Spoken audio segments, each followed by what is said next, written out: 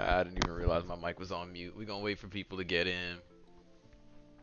But if anybody's watching, I don't want to leave them in the dark just watching a just starting screen. That'd be kind of ass.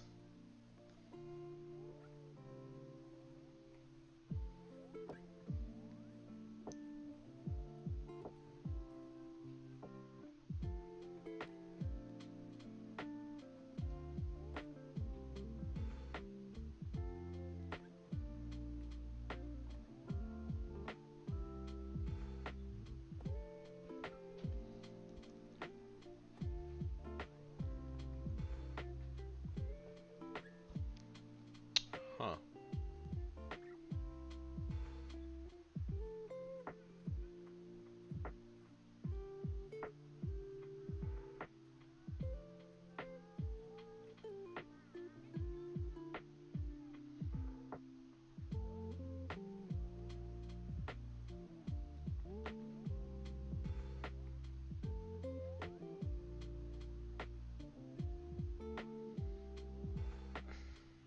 It's almost 9. Where my people's at, man? Oh, how do I even like?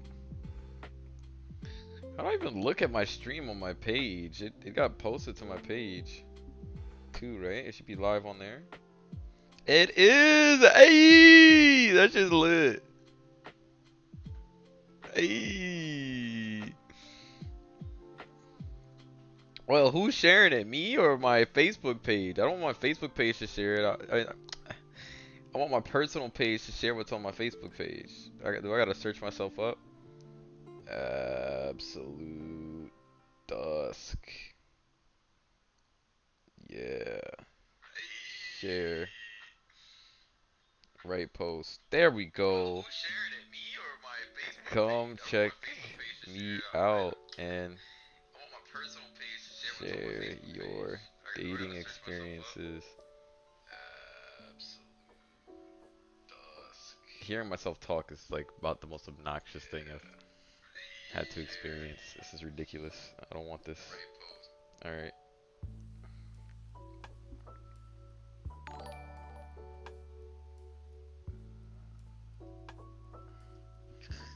We got Streamlabs events for stuff that happens on Facebook too. That's kind of cool. Okay.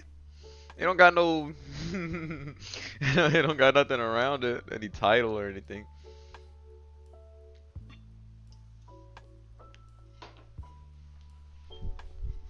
I gotta put my aligners on. Give me a hot second while I turn this light off. Brush and floss so I can put these aligners on.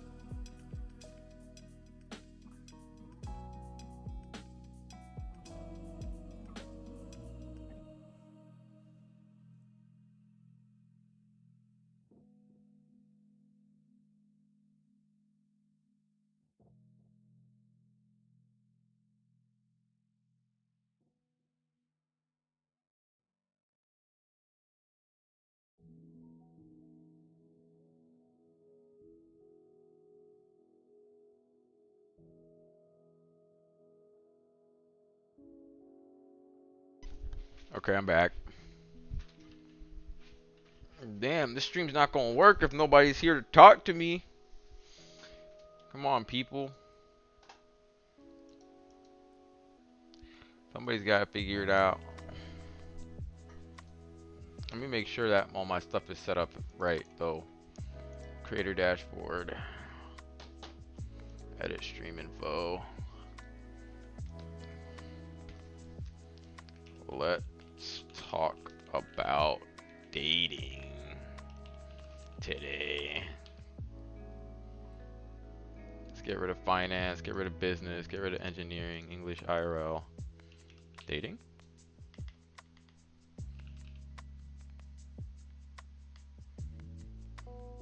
Discourse.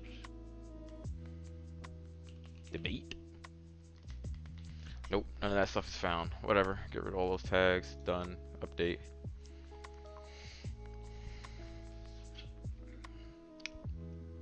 When somebody pops in, I'll have something to talk about. Until then, I'm just gonna wait here. Let's go. Appreciate you, Ronnie. My guy. I'm live. These motherfuckers better watch me, goddammit.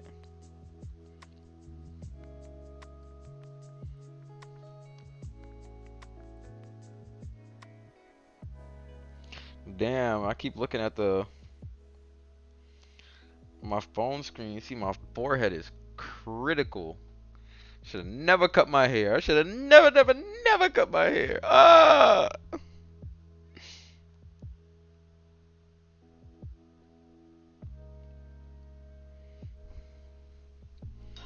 Somebody joined. Who joined in? Say hello. Or don't if you don't want to. Are you playing 2K? Hey, that's what's up.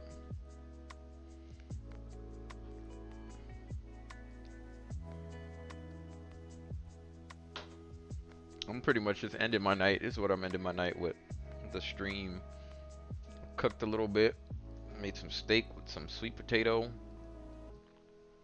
was a ribeye. It came out a lot better than I thought it would. I mean, first of all, the steak was a lot bigger than I thought it was gonna be, and it came out good. I have no complaints. That's a fact. Ha! Multi-stream. There we go. That way I could see everybody's comments. I don't know why it wasn't like that before.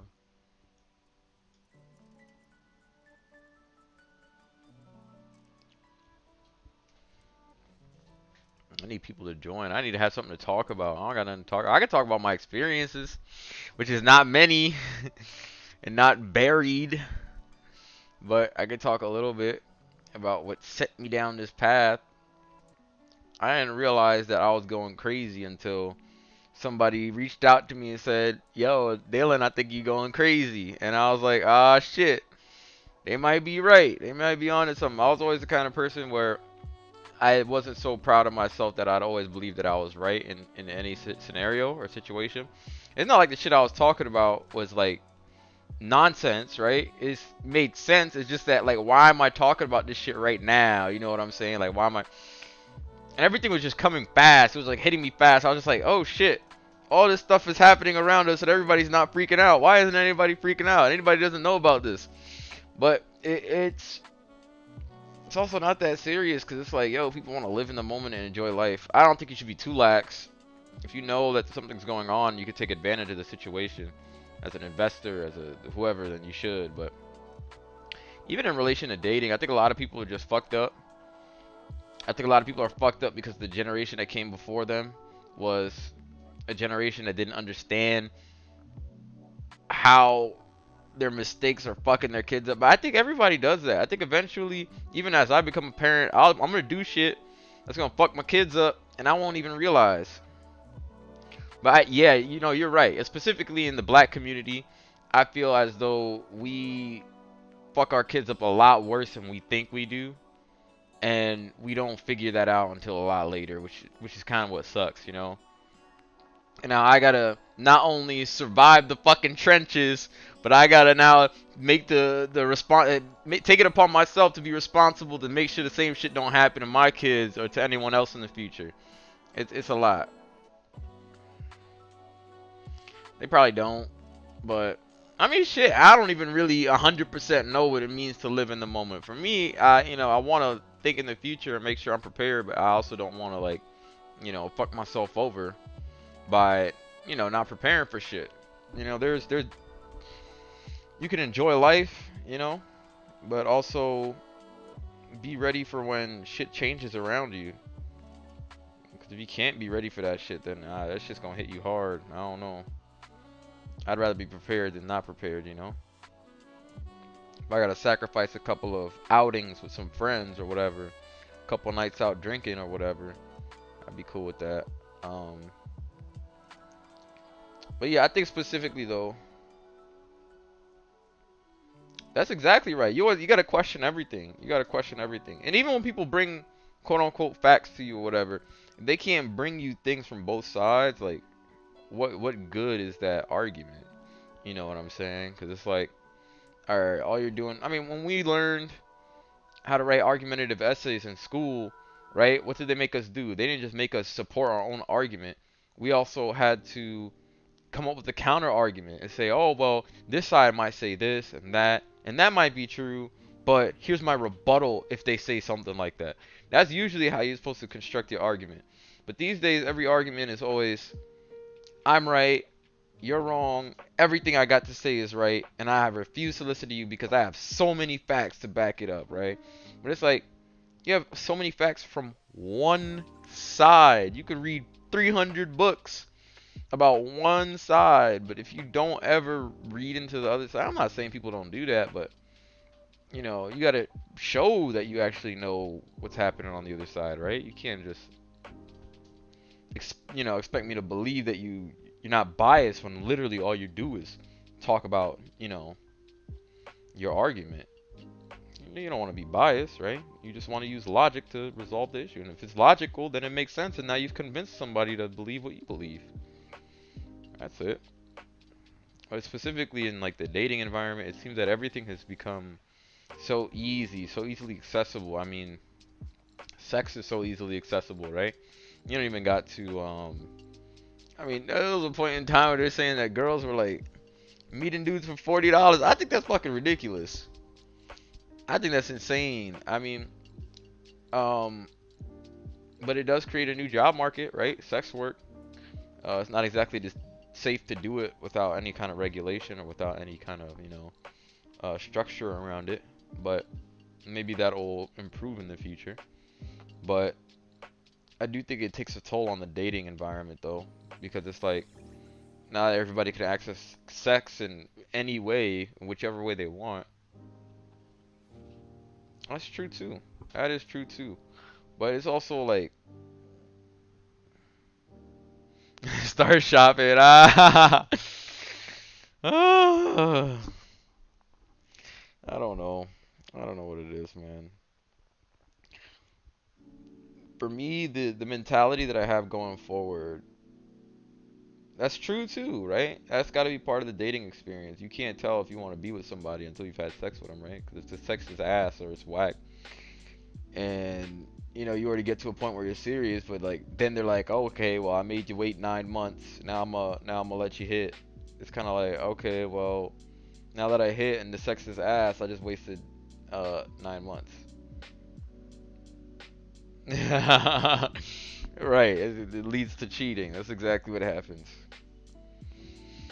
But yeah, because if you're not getting sex from one place and it's not good, or if you are and it's not good, well then you're getting it from somewhere else.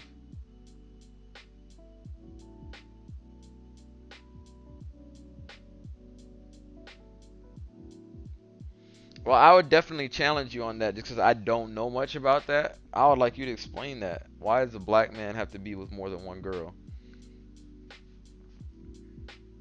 Is it just based off of our roots, based off of religion, based off of what's the? I have a goal in mind, but it's less about I guess having multiple women as in terms of like a relationship or like sexual partners. So more like if I help you, you can help me. You're trying to reach this goal, I'm trying to reach this goal. The roots of the Mandingo. I'm sure there's some kind of validity in that too, but I don't know. I mean, you bring that up in conversation, it's kind of like, well, now you get turned down because you're too, I guess, I don't know, proud or you're prideful. I don't know how that works. I don't think I'd have the balls to go up to somebody, to go up to a couple of women and say, I get to date more than one of you at the same time because it's in my Mandingo roots. I don't know how that'll work. That makes sense. Okay, I see what you're getting at now. It's more like they don't mind if I'm getting sex from somewhere else or from someone else because they don't have sex that often in the first place. That makes sense.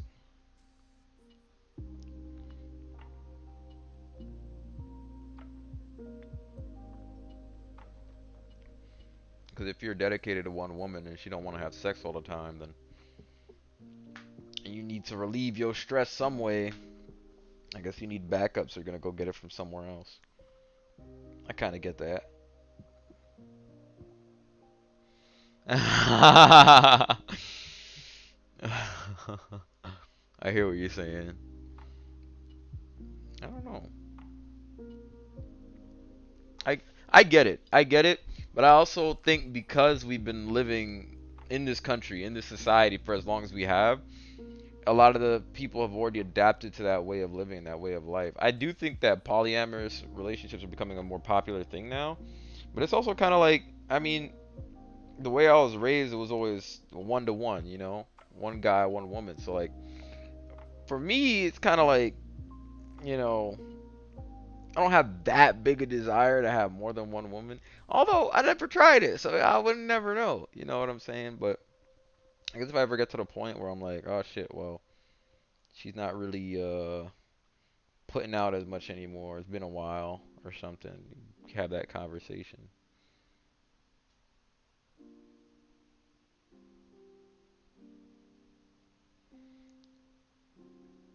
Right, you can build with more people.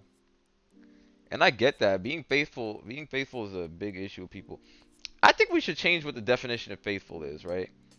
Faithful should be that you quite literally set the standard. You set the expectation moving forward when you guys say, okay, we're going into a relationship or we're locking ourselves into whatever we want to call this, right?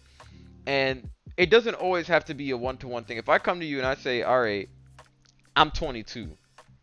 I do not want to get locked into a relationship, but I do want to have access to sex. I want to be able to do my thing without having to worry about going and hunting for or looking for somebody who's interested in that. And you want to have one partner, one person who's consistent, right? So if we can both agree on something like that, and as long as you know the other people I'm fucking with, now I make sure I get tested and they get tested and we all get tested and using contraception and constantly keeping tabs and checking on each other, there's no problem with that. But me personally, I definitely cannot. I refuse. I refuse to accept a one-to-one relationship um where I'm not getting nothing out of it. You know what I'm saying? Like it don't make no sense. And I definitely won't be accepting a one-to-one relationship at this age. I thought that's what I wanted, and then this experience has definitely changed my mind and turned me around to say that's not what I want right now. I can't be locked down with somebody when I don't even know what life is yet. Like I didn't even experience shit yet. So like how the fuck would I know that this is something that I want from anyone? You know what I'm saying? Like I gotta meet a couple women before I make that decision.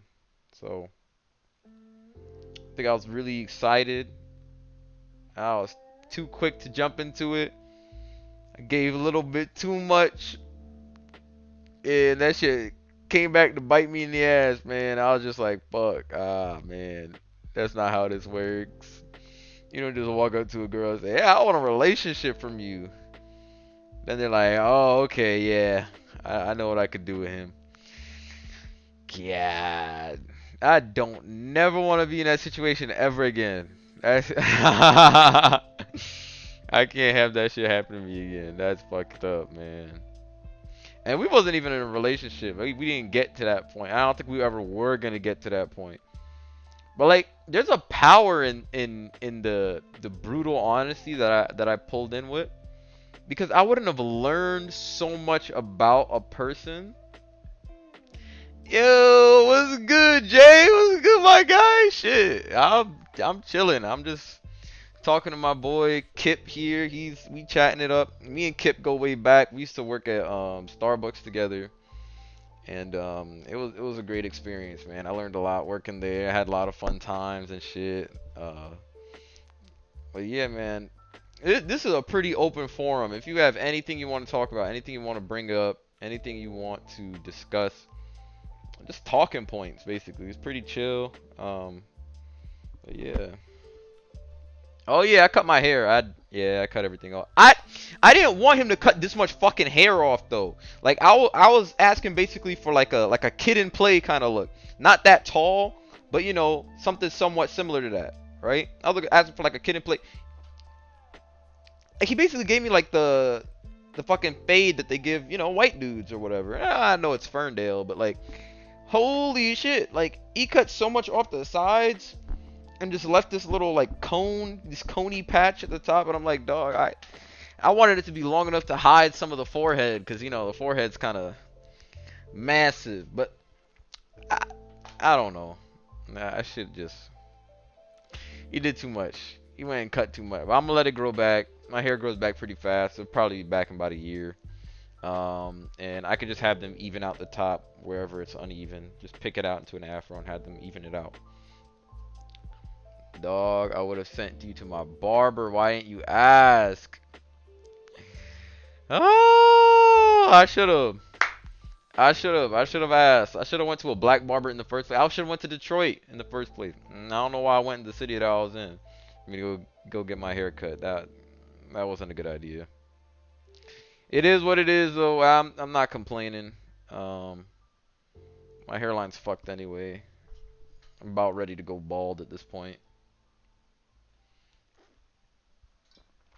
I'm gonna rock the common look, the rock him. You know what I'm saying? That's what I'm gonna rock. I rock that common, that rock him. But yeah, man. I don't know. I don't know. Just felt like cutting it, and I definitely do feel a lot more free with it cut. Not having to put my shit in a ponytail every time I want to go to sleep and wrap a fucking do-rag around it or nothing. But like I said, my hair does grow back pretty fast, so it really won't take long. But I think moving forward, my approach is, before a relationship ever starts with anybody, I gotta be friends with that person first. Become friends with them, put them in the friend zone, whatever the fuck they want to call it, and I'll say, okay, I could be potentially interested in a relationship, but here are the things that I feel like you need to make up for before I can make that decision. So we could be friends, and that's a very low bar. If you want to be friends with me, all you gotta do is be nice, spend some time with me. That's it. Anybody can do that, right? Be nice, spend some time with me. We learn about each other a little bit. I'm like, okay, I fuck with your vibe or whatever. But if I don't want us moving past the friendship stage because you don't meet a couple of factors, then check the job status. Ah, what's up, Mato Queen? Yes, we check the job status. We check how much debt they have. If your shit is greater than your salary, I don't want it. Fuck. You finna never pay your debt off, and then if I don't ever ask, I fuck with your vibe, I fuck with everything else, but end up marrying you, and now I gotta share your $500,000 in debt from law or medical school or whatever the fuck you got your degree in. I don't want that shit. And of course, I'm not gonna go outright and start asking people, yo, how much debt you got? You know, like, but now that I know that those are like considerable factors, important factors, I'm like, okay, I can vet for those things now and make sure I'm not putting myself in a compromising position by dealing with this person. But I've got to say that like the biggest turnoff is the whole social media. It's just if you're too free on your socials, to me it I want to be open in the sense where I'm like, okay, I understand we're in a different age now, right? We're in a different time where it's like, yeah, people will share and put shit out. Huh? You ease into and ask, did they go to school for free? Okay, that's a good way. People also do some crazy shit for work. Ah! Yep.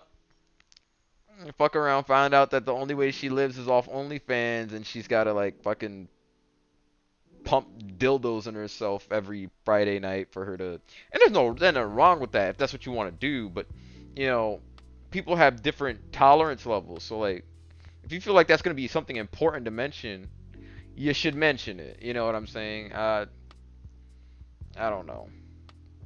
Because now everybody on the internet has like photos and pictures of your girl that they paid $3 for or whatever they paid, and they're like hitting you up in your DMs like shit that does something to you mentally. Like damn, like shit, everybody's seen you already. I know it sounds fucked up. Okay.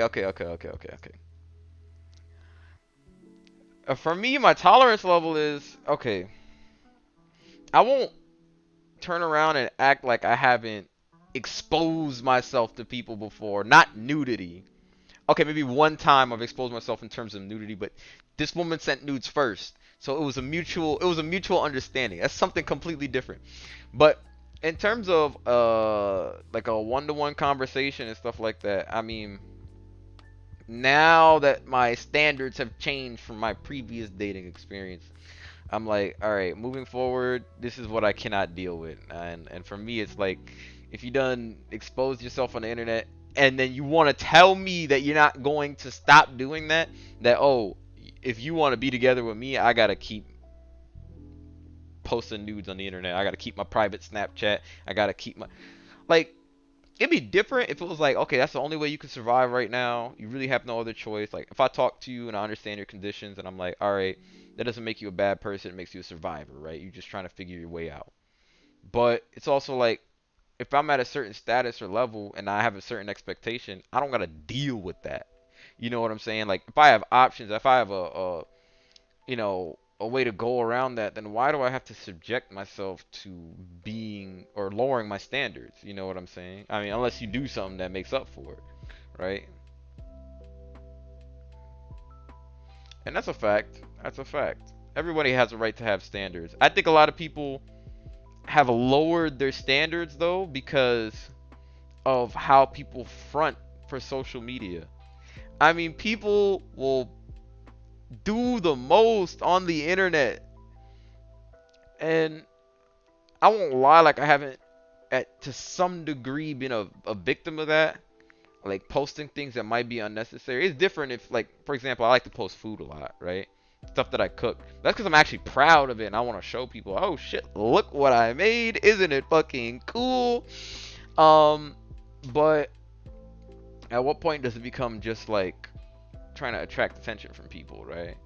Like cooking is whatever, but if I'm, posting myself shirtless and shit, like I know I don't need to show anybody my body for me to attract attention. Like I do other things that have value that attract attention too. But I've caught myself in situations where I'm like posting myself on my story, flexing the gains. Okay, a couple of gym shots is okay, but if I'm in my bathroom taking my shirt off, eh, you know what I'm saying? I felt like to some degree I was like, yo, I'm going against my character right now. I gotta turn this around because yeah, it's a huge difference from where I started. I mean, I used to be skinny as fuck, but at the same time, though, it's like, my integrity is more important to me, and my integrity says I don't have to show that to anyone, right? I don't work out so I can show it off to people. I work out because I enjoy doing it. I like pushing myself. I like being better.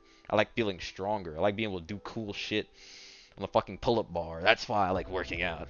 So there's a bit of introspective things as well that are important to that. Yup, I got a OnlyFans. It's free content. I posted on my story. It's called food porn.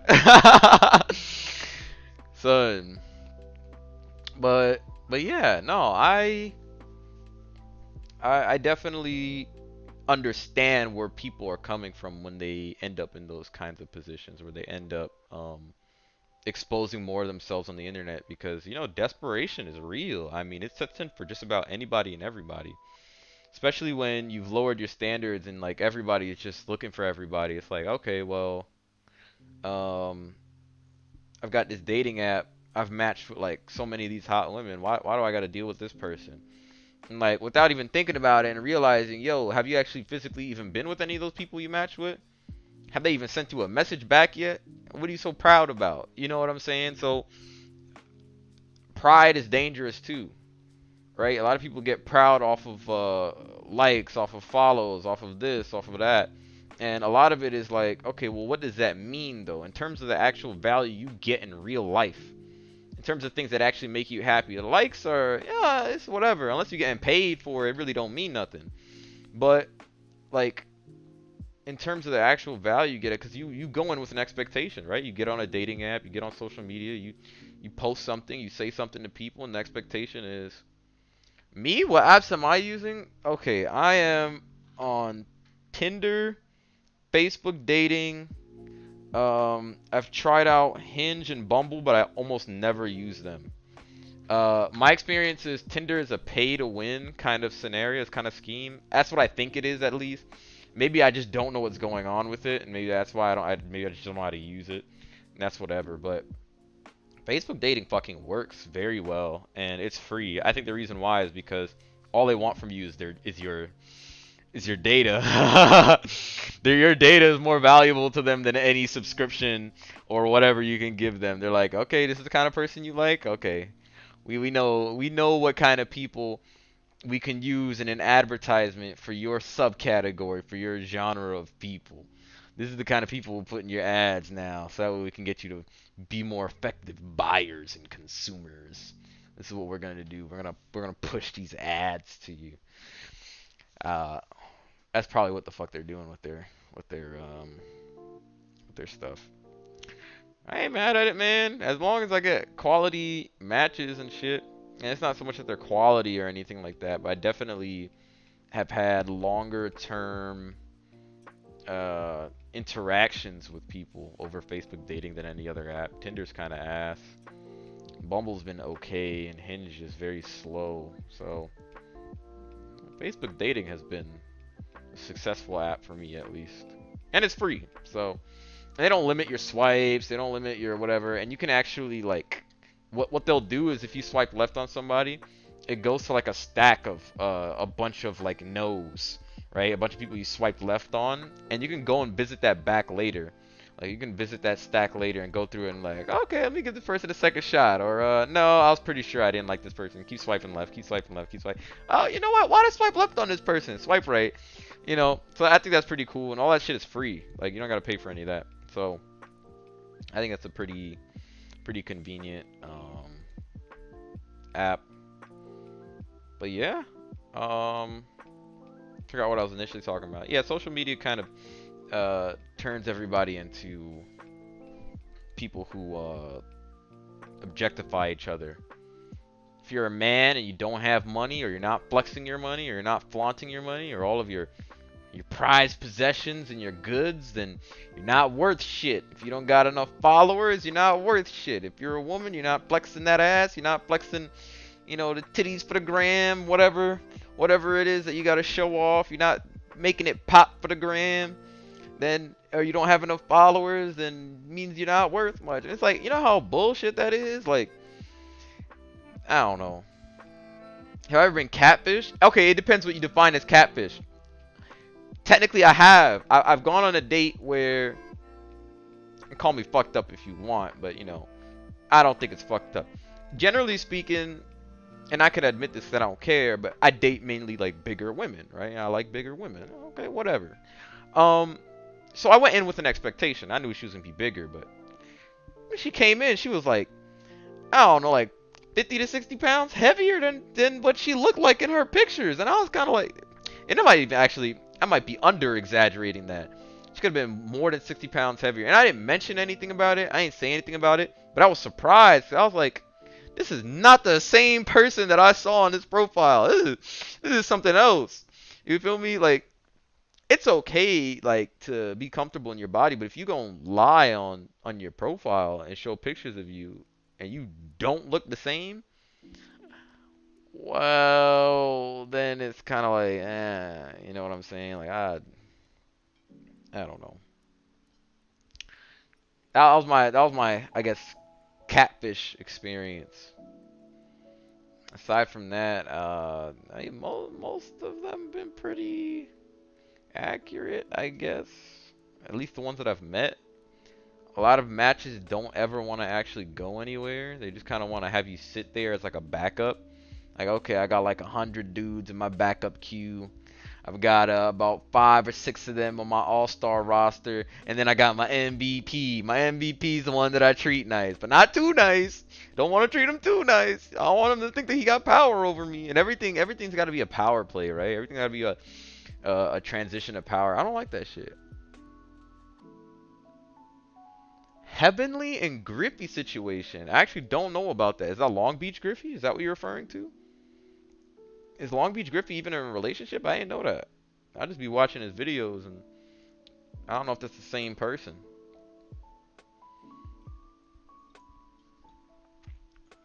Give me a quick synopsis what the situation is. I can give my opinion.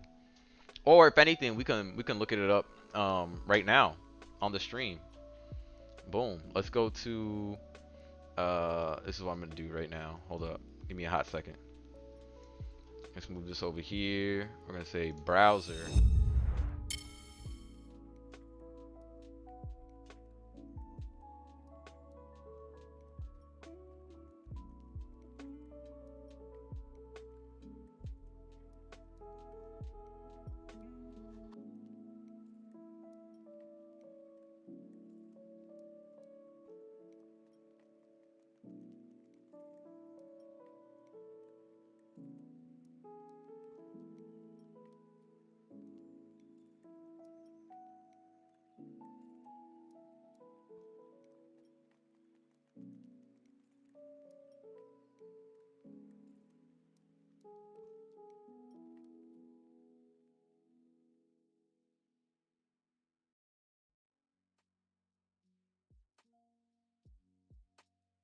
What I know, and I've read the tweets. I read the long ass the tweet fleets or whatever was going on. I read those. You know what I'm saying? I was in Anime NYC. Like she mentioned, like Kim mentioned, she was going through stuff with her boyfriend. Heavenly and her were heavily flirting. Heavily. Those two were heavily That flirting. should I'm work. talking Okay. about like at the. Y'all should be able to hear me. Let me tell you, it was to a point. It was to a point, and I was absolutely certain. It was to a point where I thought that they were actually like talking. I thought they were actually like talking. I'm like, okay, that shit, okay, whatever the case may be, right? So just giving off that vibe, like, oh yeah, like she mentioned, and you can read the tweet fleet again. As she mentioned, heavily, they were heavily flirted, heavily. So I don't fault Heavenly for trying to make a move on Kim. I won't fault that. Literally, if somebody's giving off the vibe that we're like mad flirtatious, and if I make a move, I'm going to feel like I'm comfortable enough to make a move. I'm going to feel like I am comfortable enough to make that move. She gave mixed signals to Heavenly. If we're holding everybody accountable, and I don't give a fuck who you are, if we're holding everybody accountable, let's fucking hold the victims accountable as well. Not trying to off Heavenly. He's not out of the clear because there's still things that he needs to work on. But in that tweet, there was no verbal, like I said before, and I'm gonna say that shit again. He lacks social cues when it comes to body language. Kim never told Heavenly no. Kim never said she felt uncomfortable at all. Kim never spoke and told Heavenly that she was uncomfortable with what was going on. She played it out. She played it through to the very end. If I think something is okay, if I think something is okay and I can't pick up on your body language, I'm going to go through it. Every Damn. time Heavenly is told no, he backs off. And I think this situation is so fucked up because she's making Heavenly out to seem like he was in the wrong. Damn. Long Beach Griffey He's out here making it out to standing seem up. like he was in the wrong. And I think that's so fucked up, Kim. Because that night, y'all were all up on each other. Y'all was all up on each other. At the club, in the Airbnb. So I don't fault Heavenly for trying to make a move on you. You try to make it seem like he was just like, okay, yeah, he was like the situation you said in the bathroom. You know that didn't happen that way. If that's how you believe it, I get it. Damn. But So to make I get this quick synopsis basically. So it sounds like, let me go back to this. Just chatting. Back on. So it's scary out here, dog. It's scary out here. I think a lot of people are getting taken advantage of. And you have to be on your P's and Q's. You gotta be absolutely perfect. I think that's fucked up because no human being is absolutely perfect. You can't be perfect. And like, if you're interested in somebody and somebody's showing that interest back to you and you move on it and they're okay with it and you asking for consent and you doing this and you doing that, you know, I can't read your fucking mind. You know what I'm saying, dog? Like, if I ask if it's okay, like, we live in a culture where you're supposed to be open, right? And might not be there yet completely, but like, dog, we gotta keep moving towards the point where it's like, all right, nobody should feel afraid of saying no or stop whenever they feel uncomfortable. And somebody asking you and asking for consent, like, how can you ask for consent, right, with no extra external pressures or whatever, and get that consent from somebody, and then it still be some kind of sexual assault of some sort? After you ask, what do we need to do? Do we need to sit down at a table and sign legal documentation every time that we want to have some kind of sexual relationship with somebody and fear getting me too? I get it. I understand the frustration, especially if you had witnesses there saying y'all was feeling each other. The chemistry was there. Now, it's different if your body language was saying, oh, I'm uncomfortable, or you're not smiling, or you looking away, you diverting your eye contact. I mean, there's some pretty obvious body language, right, that shows you, okay, I'm not interested. But like, if the body language is some, like, you know, very like easily like confused thing, like she going, oh, stop it or whatever, but she's still feeding into it, she's still coming back to him, she's still doing stuff, whatever, she's still touching on him. To me, that's a mixed signal. You know what I'm saying? I have no idea. Dead ass. Fuck around and have just everybody sign a fucking consent form. Like a fucking permission slip. Like we go to fucking school. Like we go to a fucking trip or something like that. You gotta sign this consent form. Shit. Fuck around. Get their parents to sign a consent form too. Fuck out of here. Get their friends to sign it too. It's gotta be an attestation, right? I hereby attest that I was a witness to this document being signed. They gotta sign it too. That way their friends don't come out and say, "Oh yeah, I saw everything. I know how it went down. Yeah, you saw everything. Your name's on the document too." I start printing them documents out now, son. Nah, but honestly, I think it's a little too easy for people to get taken advantage of these days, because we are ruled by emotion and not by logic, right? And we don't want the law to become ruled by emotion and not by logic, because then anybody can get it, right? All I gotta do is cry the best and cry the hardest, and everybody will believe me, right? Right? And we don't want to get to that point. And I'm not saying we're at that point. I think there's a lot of things that are being revealed in our society that we were turning a blind eye to. a lot of things that we could do better as, right? And I think the world is getting better, but everything's like a rubber band, right? If somebody pulls you in one direction, you're gonna pull them back in the other direction. But what you want to do is you don't want to pull too far back, because when that rubber band snaps and it comes back, it's gonna come back so much harder. The shit that you were fighting for ends up becoming your worst nightmare. It becomes your enemy, you know?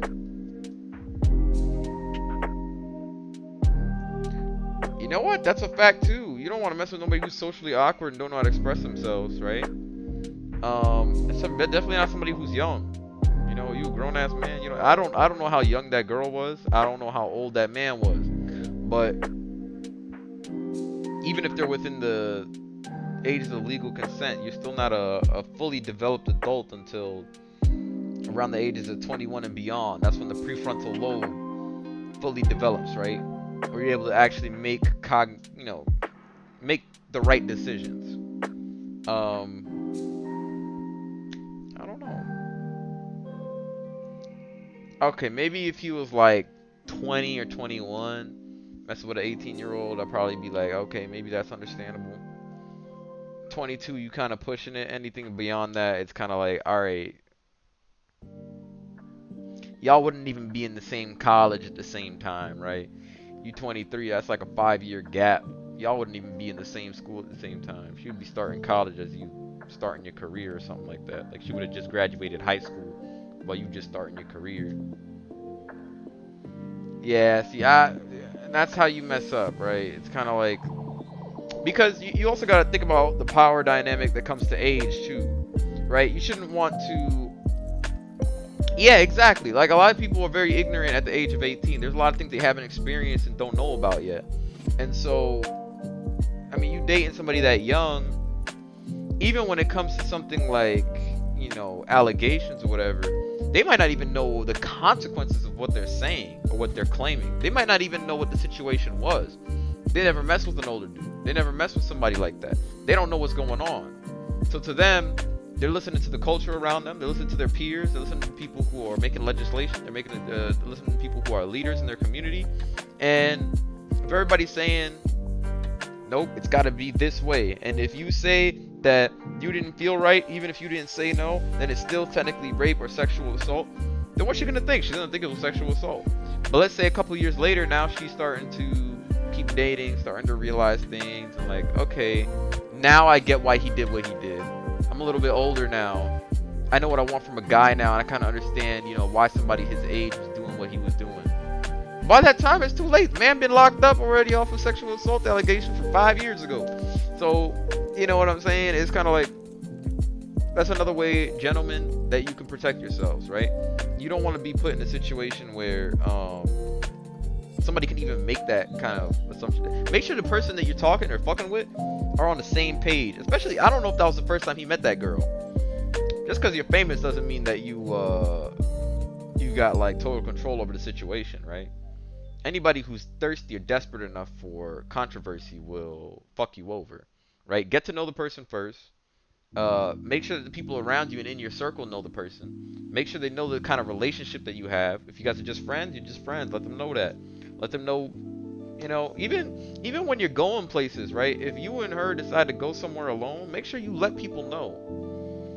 I guarantee you, their parents taught them, you know, whenever you're going somewhere with a guy, you want to make sure that you text somebody. My mother's super overprotective, so the way that she treats me, she's like, if you're going with somebody and you feel nervous, you feel shaky about the situation, you take a picture of their license plate. You send me their phone number. You send me their name. You send me the picture. You send me what they look like. You send me their full government name. You feel me? And like, even though it's a little bit too much, I'm understanding the value in that. Especially these days when people are as toxic as they are. Everybody's looking for a come up.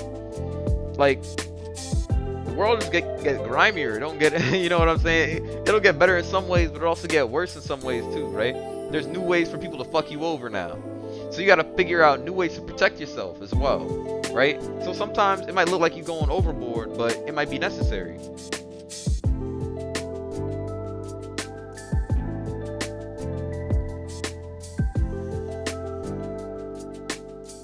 Let me see what you're saying.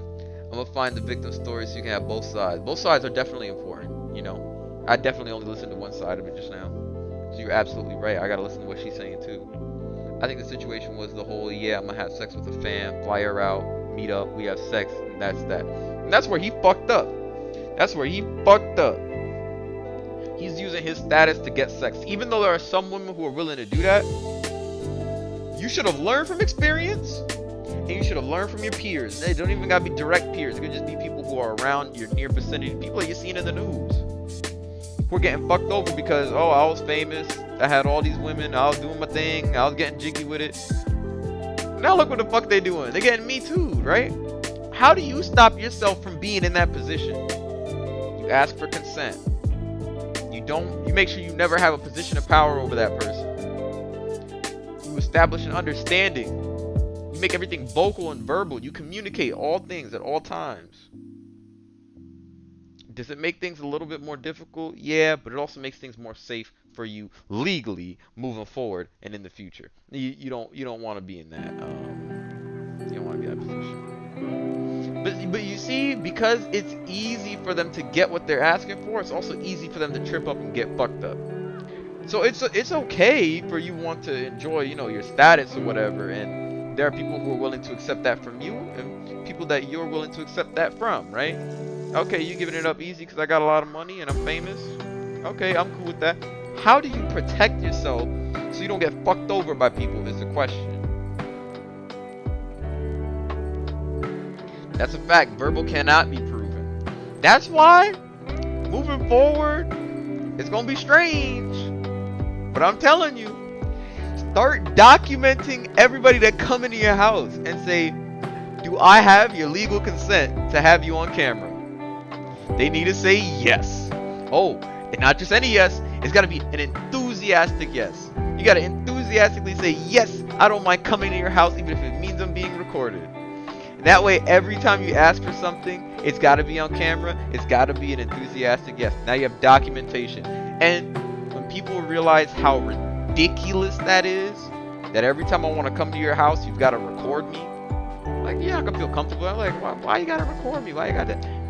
And when you find out every guy is doing that, you're going to be like, oh, fuck. Either I deal with it or I stop. If you weren't taking advantage of men in the first place in that way, then you're absolutely fine, right? You just say, okay, well, I wasn't going to do that to you anyway. But if you were, would you want to go through the effort of figuring out a new way to fuck somebody over? Right? It's probably like the 1% of women who do shit like that. I don't know what the actual percentage is, but I'm saying, you know, basically, like, probably a very small group that do stuff like that. Fuck a dude over. Like that woman that made the video about the basketball player trapping him with the baby, right? You know how fucked up that is? Hold up. Y'all are chatting. Let's see. Got to sign forms now. You're not getting cheeks without status. I mean, it is what it is, man. He get it how he get it, man. Even if he needed the status for it, at least he's getting it. And he's, you know, at least he's getting it. But at the same time, though, status can't be the only thing that you bring. You gotta be a decent human being too, right? If you want to attract the kind of decent people who aren't gonna fuck you over, you gotta be a decent person to attract decent people, right? If you all like, oh yeah, I'm famous, you know, I got this Ferrari in the back, and I got the Lambo in the garage, and, you know, I got my penthouse, and I got my beach house, my lake house, or whatever the fuck kind of house you got. You can't walk around bragging about that shit all the time and then expect quality women to walk into your life. Quality women don't want to fucking walk into the life of somebody who has nothing to say except for what the fuck they own, right? And then not treat them nice. At least the least you can do is treat them nice, right?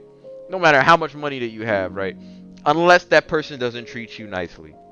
That's a different story, right? Everything should be equal, right? We all want equality. Well, you treat me nice, I'll treat you nice. You treat me like shit, I'm gonna treat you like shit. That's just how it goes.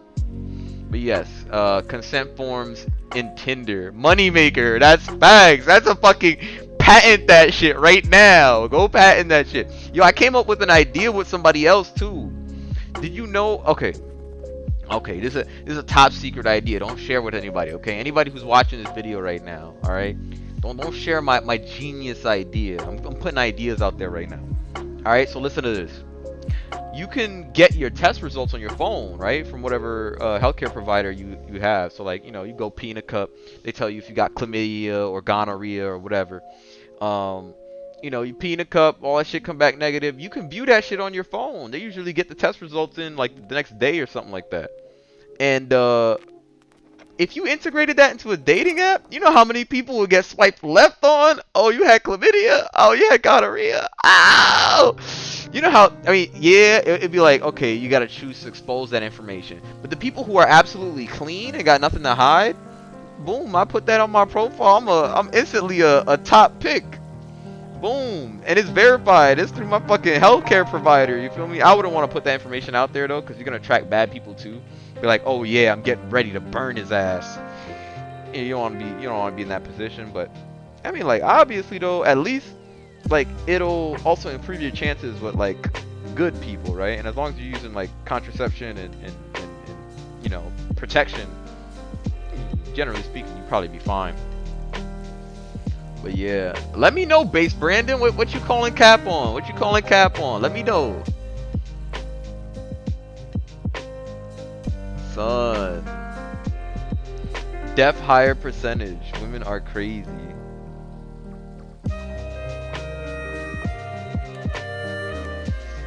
Wow! I didn't know that was a thing. Yo, son, I'm telling you, you could learn a lot of things from the Jewish community.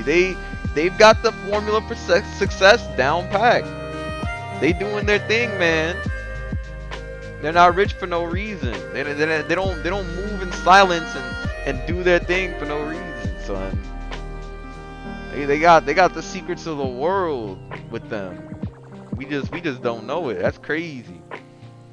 But I didn't know that so many Jewish people were cousins with each other. That's kind of wicked. That's kind of scary. Sheesh. I'd be worried about that. But the DNA tests are yeah, right. I mean, if it can be avoided, then it should be avoided. You don't want to fuck around and fuck your cousin, right? But yeah, I think moving forward, yo, you integrate that shit into a dating app, like, all right, this person got whatever, whatever. You could also like separate it on a map by like sectors, like, oh shit, the music mad loud, ain't it? Hold up. Y'all gotta say something. I don't know if the music loud or not. I'm just talking and shit. My voice is loud too though, so. But yeah, nah. Shit. You integrate that into a dating app? You could also separate by locations. Okay, like this city got this percentage of people with, this disease or whatever. At least from what we're able to gather. Yo, people really start moving differently, son.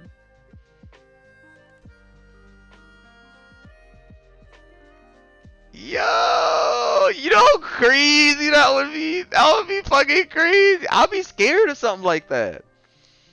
I would not want my DNA being integrated with an application like, okay, we own your DNA, so we can sell it to, or we can have it acquired from us through an acquisition or a partnership. Like, dog, no, dog. And if it's already in that contract that you signed or the terms of service, or whatever agreement you signed with 23andMe, it's over. Like, what are you gonna do? What are you gonna do to like escape that? Your data's with them already.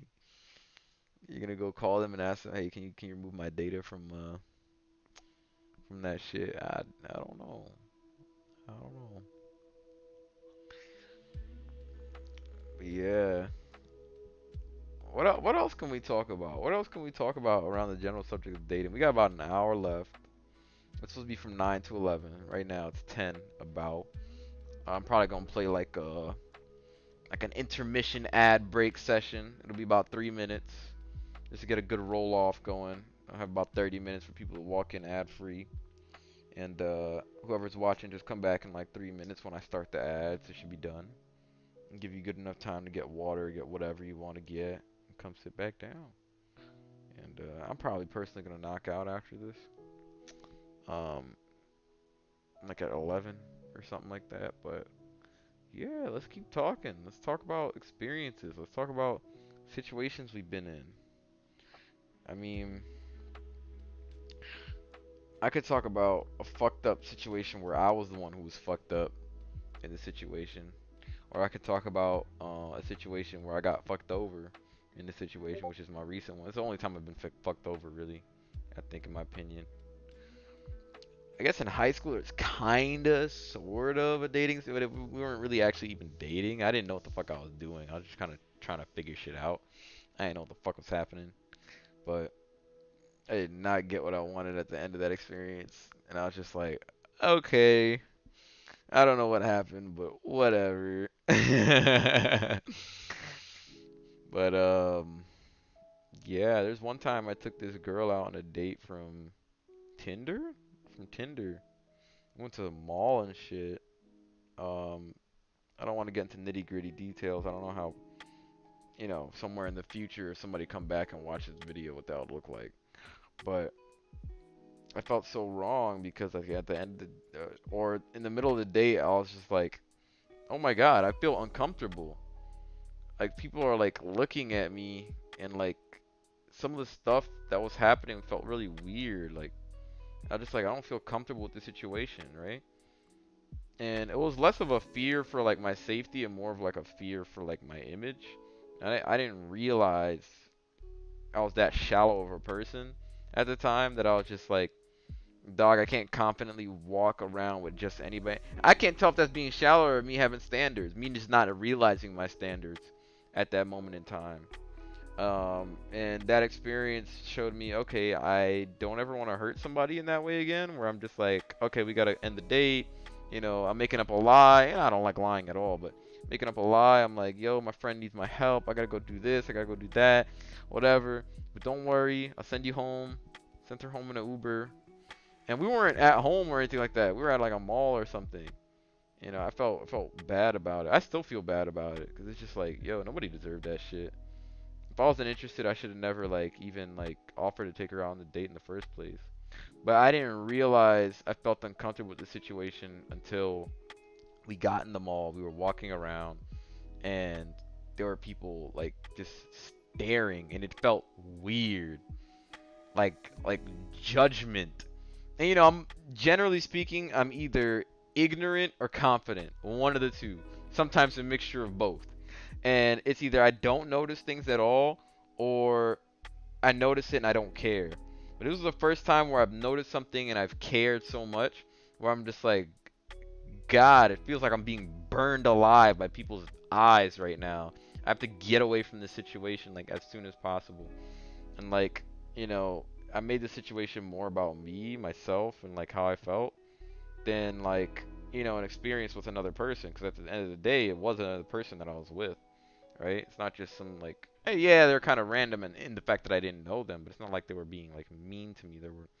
They were kind of rude actually. There was a couple of things. When I think about it,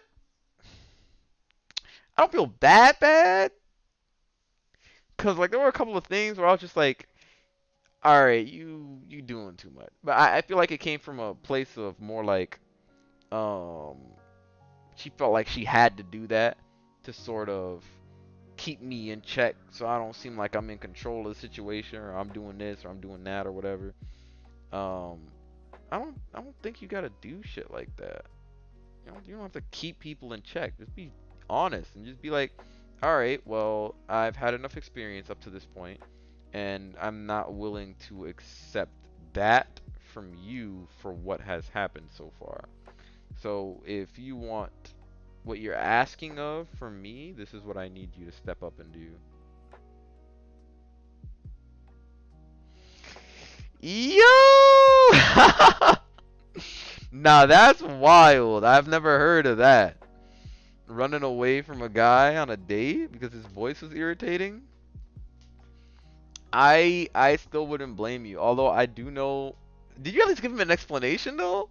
Like, hey, I'll be completely honest. Like, your voice was just really irritating. Was it he was just talking too much, or was the sound of his actual voice just like nails on a chalkboard or something? Cause I could imagine that'd be pretty annoying. Let me play an ad break though. Ah, fuck. I went and fucked up my scene. Okay, hold up. If anybody watching this has any experience with Twitch, Streamlabs OBS, or anything like that, and can help me out, please do, because I would greatly appreciate any additional help running the stream. I only have so much time. His voice was super feminine, which is just not my thing. And that's completely understandable. I mean, if the dude sounds super high pitched or he sounded like a woman, and you're just like, damn, this is not the voice I want whispering to me in my ear at night. Like, yeah, nah, I did listen. Or even if you just in a regular conversation, you just like, yeah, I really can't get behind that. You know, you like what you like. Some people want a guy with a pop smoke voice. Some women want fucking Pee Wee Herman, whoever the fuck has a light voice. I don't know. It's all about preferences, right? And your preferences can be based on experiences. And if it's something that you really can't change about the person, like, oh, for whatever reason, I don't like, I don't know, bald guys or something. My man's gotta have hair. Well, if he's bald already, there's probably nothing he can do about that, except for if you wanted him to wear a wig. It's just, in my opinion, never a better alternative.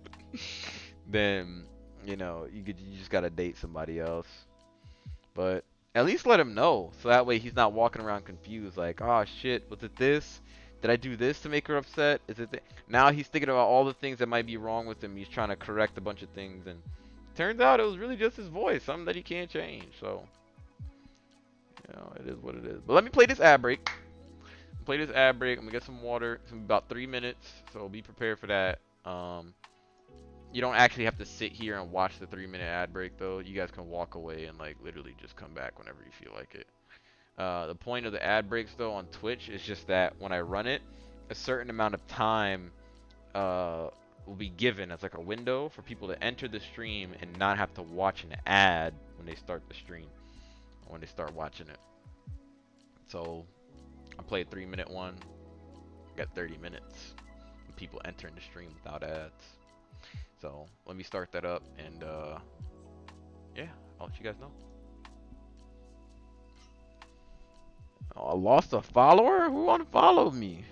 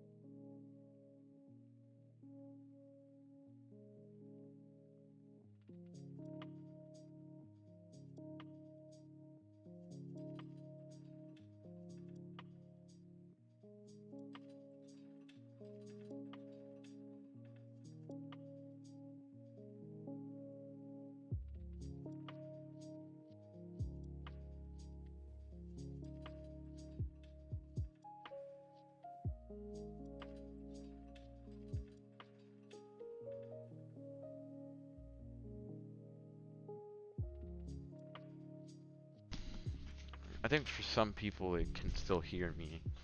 I've had that weird experience, so if you can still hear me, I'm gonna keep the mic on even though ad break is running. I'm just getting some water right now, and for some reason I can't find a water bottle. How odd is that?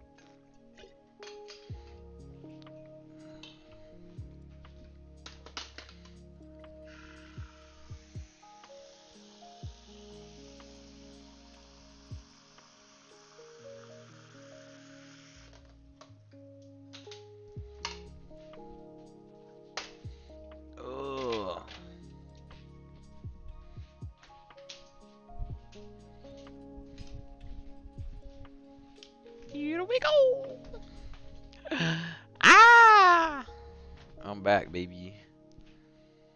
Ugh. Okay, what are we looking at here? Dominic? Dominic in the cut.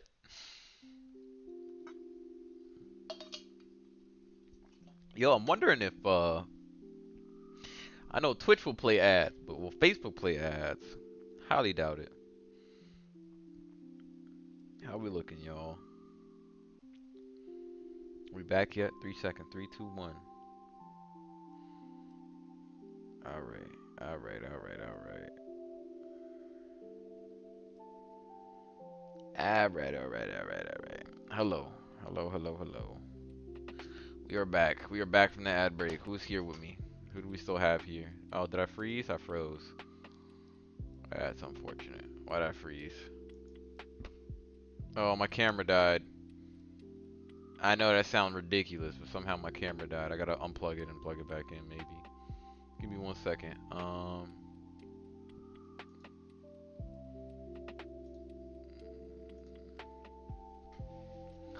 Modesoka. This shit don't work without a camera. You gotta have a camera.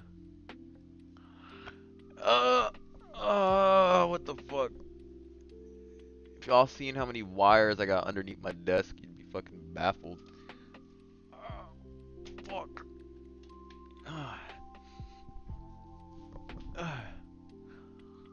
Is that the camera?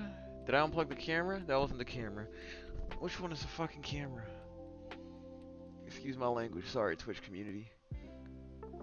I'm sure y'all won't mind that much.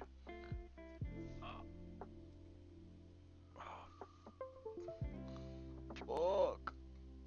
How the fuck do I get under there?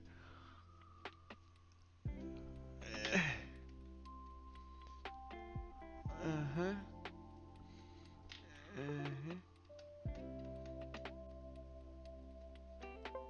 I can't tell which is which, honestly. Ugh. This camera's still not working? Y'all can hear me though, right? The fuck, dog? What if I unplug it and leave it unplugged? See when that red light come off? I'm pretty sure this one right here is the camera. Ah! Yes, it was. Oh, fuck. Why is it not working though? What happened if I plug this in directly into the computer instead of through this switch? Would it even reach? I don't really need it for work, so it don't gotta be in my switch. No. I think I'd have to literally, I just need a new fucking camera. Wow. Wow. What a stupid camera. It's not the first time it's done this to me, by the way. Add source. Now you want to work, right? I re-added it. Look at that shit. Alright, let's edit this. Huh? Undo. Ah! Yeah. Oh, somebody end me. End me now. Oh. Fuck. Where's my other sandwich? Ah! Okay, yes, we're talking about dating. We're back from the ad break. Please. More conversation. How do I fix this? God. There we go. And now let's fix this.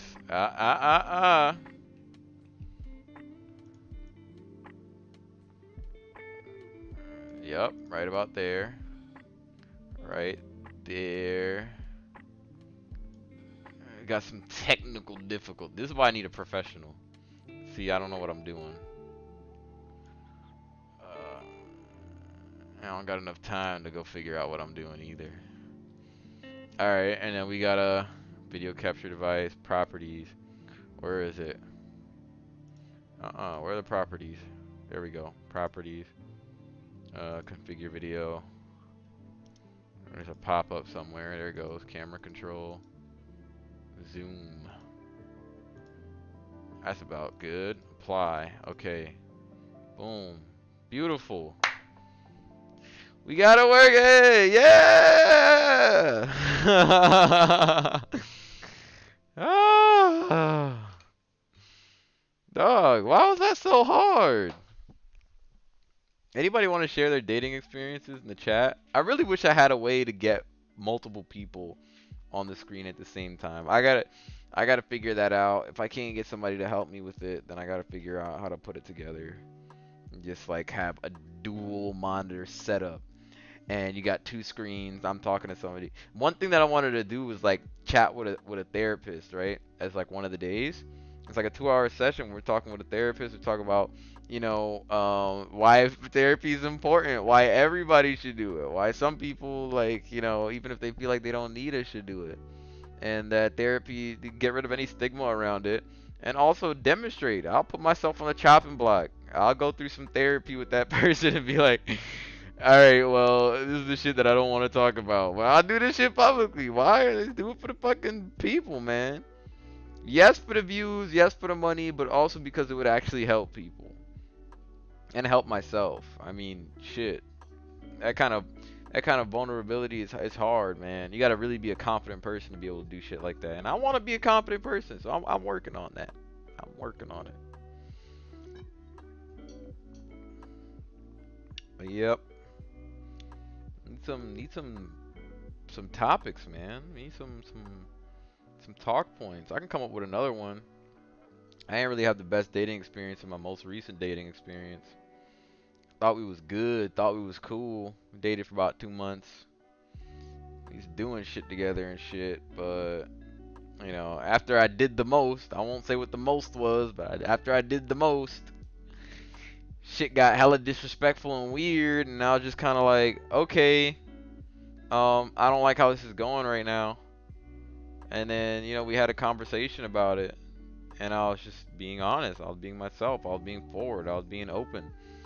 And then lies started spewing out from the other person, and I was just like, yo, this is literally not what you told me the other day.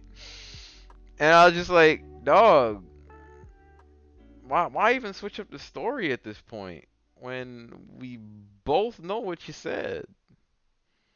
And then say something like, I didn't say that, or I don't remember saying that. Yeah, of course you don't remember saying that. How can you ever admit fault? Why can't people just admit when they're wrong, dog? Like, I know I wasn't perfect in the situation, but at the same time, though, I definitely didn't deserve what the fuck happened to me. You know what I'm saying? Nothing like super, super disrespectful happened to me, but to me, it was just like, yo, if I didn't snap out of it and get myself out of that situation as quick as I did, who would have fucking known where I'd be right now? I don't want to say nothing. Ah! I don't want to say nothing because I feel like that person could be watching right now. They might not be, but they could be, is the point. And it's like, how much of somebody else's business do you put out there? Because my experience is not just my experience alone, right? It's a shared experience. And even though I didn't have a good relationship with somebody like that and didn't end well, like, I still wouldn't want to be the person who put any negativity or damage into that. Because I'm just not that kind of person. I'm so motherfucking positive. I'm like the fucking sun. Everything that come into my fucking vicinity is either empowered or fucking burned alive. So, if my positivity radiates that strong, you feel me? I gotta keep it pushing that strong. I can't let it change. I can't let my fire, my passion for being a good person die out. Exactly. I am warning others. I am warning others because of what my experience is. You need to be able to read the signs too. If you've never been in any of those dating experiences, of course you probably wouldn't know. And you probably look at what everybody else is saying like, yeah, times are changing, man. You old people, you don't know what you're talking about. Those old people know what the fuck they're talking about. Times might have changed, but people are still the fucking same. We still the same fucking human beings, you know what I'm saying? We still follow our animal instincts. And yeah. I don't know. I'm just saying, when winter comes around, people start acting differently. You know what I'm saying? And there's a reason for it. You think about even just in nature, right? If the male part of the species provides support, housing, or whatever, and they're willing to go out into the cold and sacrifice, so that way you and your family have a place that's warm and nice to stay, and you have food coming in, whether it's the caveman days where he had to go out in the winter and club a fucking lion to death or whatever the fuck they was eating back then. You know what I'm saying? Or you fucking working at Amazon and you gotta go drive a fucking truck through the snow for 12 hours a day. Don't nobody want to be out there, but usually the man is the one who makes that sacrifice. Not that a woman can't do it. I mean, we are showing that in today's society we have women who are willing to do stuff like that. But shit, are you enjoying it? You know what I'm saying? For me as a guy, it might be worth it if like I know that I can come home and I have a loyal person sitting in my bed. That's all I need, right? But as a woman, you might need more than that because you're like, okay, well, I could sit at home and be loyal and just enjoy the comfort, right? But I'm out here working. So if I'm out here working, I don't want a man who's at home sitting on his ass, and most likely he probably don't want to sit on his ass, or if he does, then you need to reevaluate the kind of people that you let in your life. You know what I'm saying? But I personally, as a dude, I wouldn't mind if my girl just wanted to stay home and not work if I made enough money for the both of us, right? And you can't just be my girl, right? I'd have to really fuck with you for you to get that kind of privilege out of me. At least now. I mean, before, maybe I would have accepted that because I had no understanding of the dynamics here. But now, shit's a little different. It's a little different now, you know what I'm saying? So, I understand my position and the role that I play here in society. So, I'm not finna let anybody walk over me again. Or at least I'm gonna try my best not to let that happen again. If it does happen, at least I'll get a little bit more value out of the person before I get fucked over. That's facts. Gotta hibernate. Gotta hibernate somehow. Shit. But yeah, I mean, you'll notice that people's patterns, whether they want to fight human nature or not, people's patterns change. And they become different people when the seasons come around. And they notice, oh shit, all the good guys got snagged up already. They already got their bays, their Netflix and chill buddies for the winter, so they can avoid COVID, avoid rampant sex with STD carrying peoples, and have some consistency in their house while they go out and work in the cold. Well, if I'm gonna be working in the cold, at least I got something to look forward to when I come home. And that doesn't necessarily mean you guys are having sex or anything like that, or that someone's demanding one thing from another. Of course, ultimately, it always still got to be a mutually beneficial situation, right? But like sometimes for some people, it's as simple as just, yo, I just want somebody there, because like I hate that I come home from work after 12 hours and I'm fucking alone and I'm cooking my own food and I'm just there watching TV by myself. If I at least just had somebody, some companionship or something. Some people, a dog is okay, a cat is okay. But for other people, a cat and a dog are not enough. You need another human companion of the opposite sex, hopefully, right? Or at least, you want to cuddle up with them and shit. I mean, if you want to cuddle up with the homies, you go do that. But me personally, I wouldn't do that. I'm not judging, but that's an option for some people too. If that's something you wanted to do, if that's the direction you go in, that's okay too. You go find your homie that you want to cuddle up with for the winter. But some people don't want to just come home and be alone, especially during the winter. COVID's gonna be rampant out there. They're gonna start shutting shit down. Restaurants gonna be closed. All that shit gonna be closed. You can't go outside. You're not gonna want to go outside. It's too cold outside. You need somebody who got heat in their house. You need somebody who's got a comfortable bed.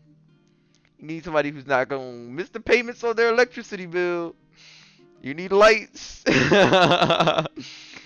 Shit, and then you get to start to sprinkle a little bit more of the amenities on top.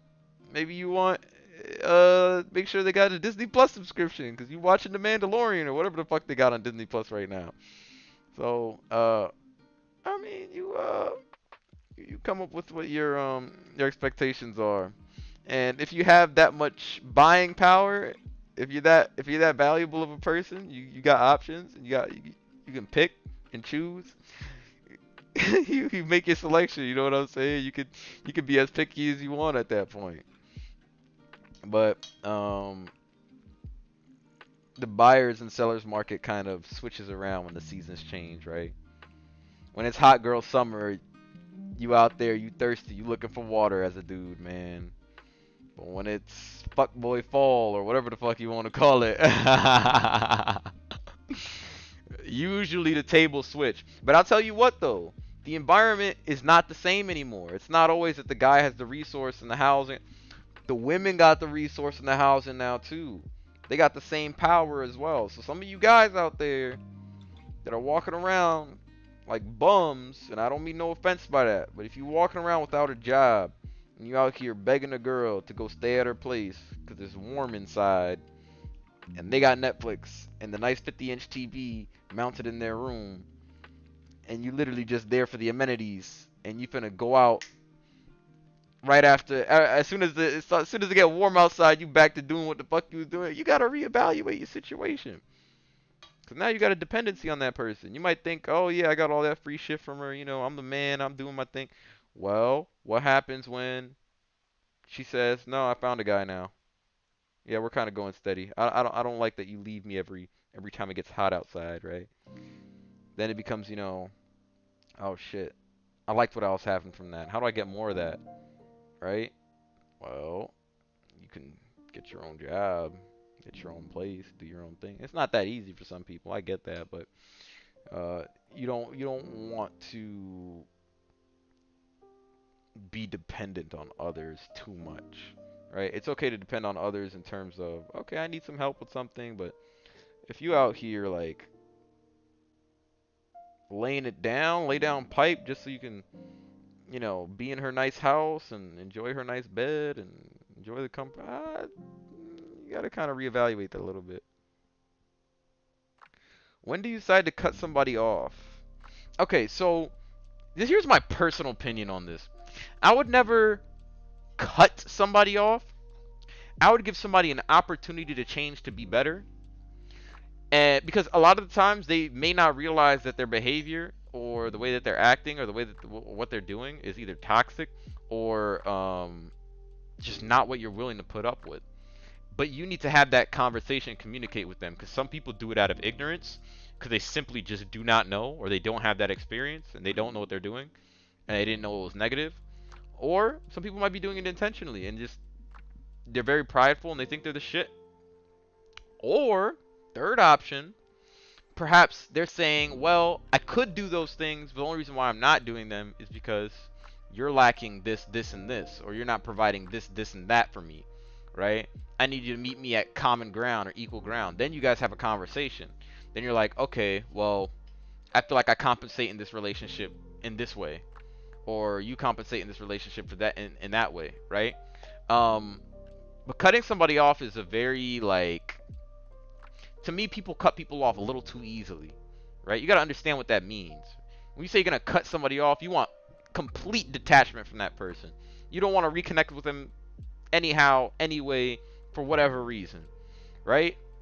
And like, once you cut off a line of communication, that's basically saying I am not willing to converse with you, to make a compromise, to meet you at some kind of common ground so we can work together. I've learned enough about you already that I've made the decision that I am not willing to move forward with you because I think you are either absolutely a terrible person or you are so stuck in your ways that you're not willing to change for the better. I think when you give up on somebody like that, I mean, it's got to be for a real good reason. I don't know. And cutting someone off is less of a time thing and more of a judgment thing, right? And your judgment changes over time, right? You might say, "Oh, I'm gonna cut this guy off like today, after that date, after that experience, after what he said to me, after this, this, and that, or whatever." And then the next day, you talk to him and he explains everything, and he's like, "Yo, I was going through this. I just lost my mom, or well, whatever he was going through, right?" And whatever he explains, if it makes sense, and you're like, that would explain his behavior, he really isn't that bad of a guy. Boom. If you would have cut him off while he was going through his phase, or whatever the fuck was happening to him, you'd never get to know who he was, right? I'm not saying that you let yourself be abused by somebody, but this is what I do. Everything comes down to a compromise, right? You take the conversation up to the point that you feel comfortable with. If you say, all right, I'm not digging your behavior, this is not okay with me, I wouldn't like to move forward with this. You let them know and you say, I need you to change in this way for me. And if you need me to change in this way, I can do that for you too. But you've got to meet me at this middle ground. And depending on their response, if they say, no, I absolutely cannot do that, I will never do that, and you don't deserve this, and blah, blah, blah, and this and that, I would say cut them off, but say the line of communication is always open if you're willing to change. Because them even reaching back out to you is them admitting defeat in that conversation, in that compromise. Like, if it's really y'all cutting each other off, it should come down to a mutual decision where you guys both say, we cannot give this to each other. Either let's keep the friendship or whatever relationship we have at this level, not ask each other for anything more than this or expect anything more than this. Or if you fear that one person will gain power over the other person at some point, that it'll become a weird like power dynamic, just cut it off and say, all right, we've brought this as far as we could. We've reached a point where we cannot move further together, and I also no longer see the benefit in us continuing what we had together. So I think it's best if we cut our separate ways, and I don't want to risk us continuing to talk because it's going to drag us back into a very toxic cycle or loop. That's the only time I would be comfortable saying I'm going to completely cut somebody off and never talk to them again.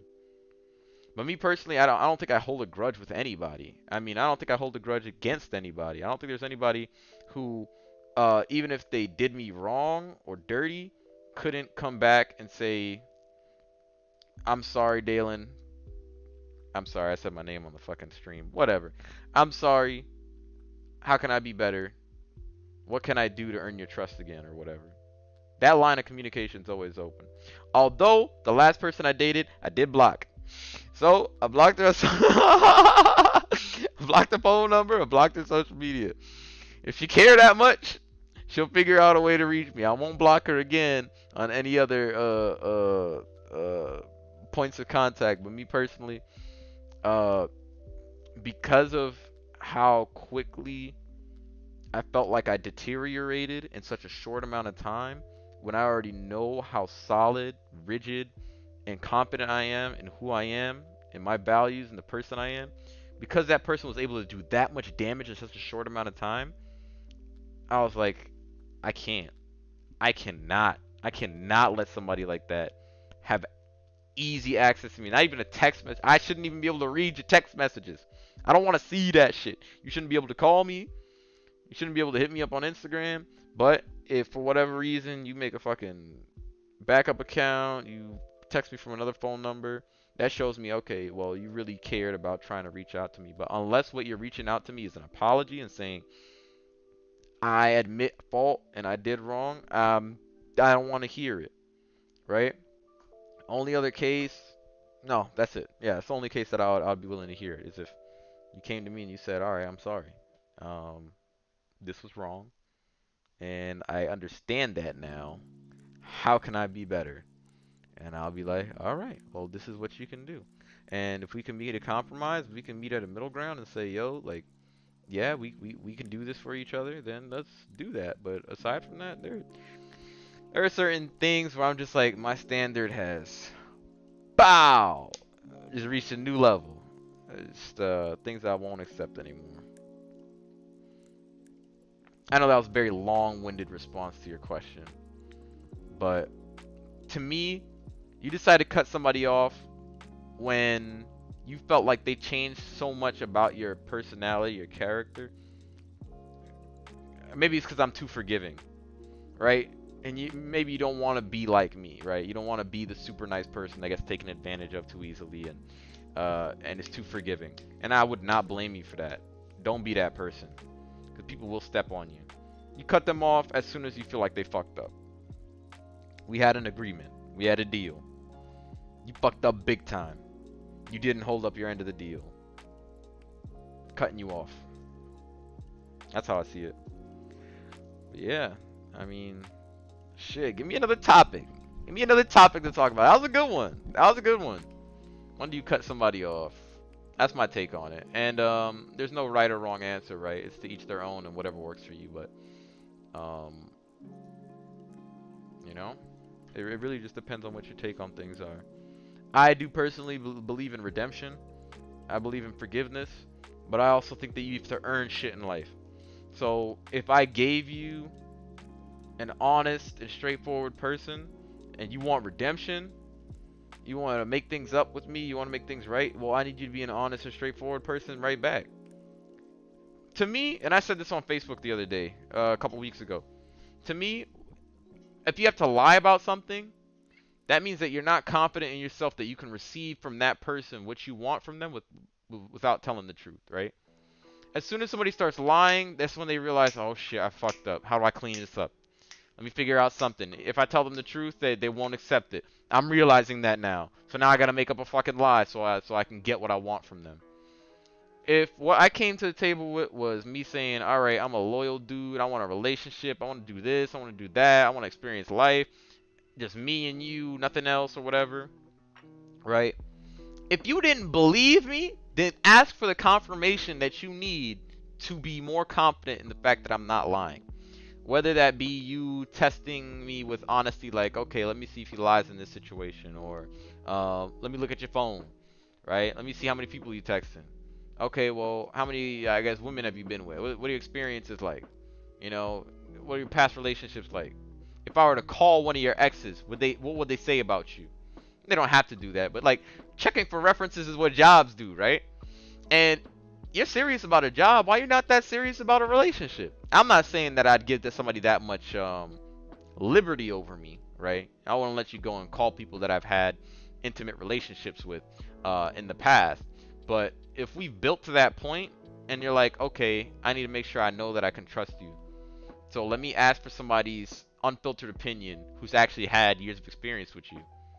I think there's nothing wrong with that, especially if you have nothing to hide. Now, it's different if you and that ex had a really bad experience and you feel like she's going to say something bad about you. But that's why you don't want to burn bridges with anyone. You want to be cool with everyone, right?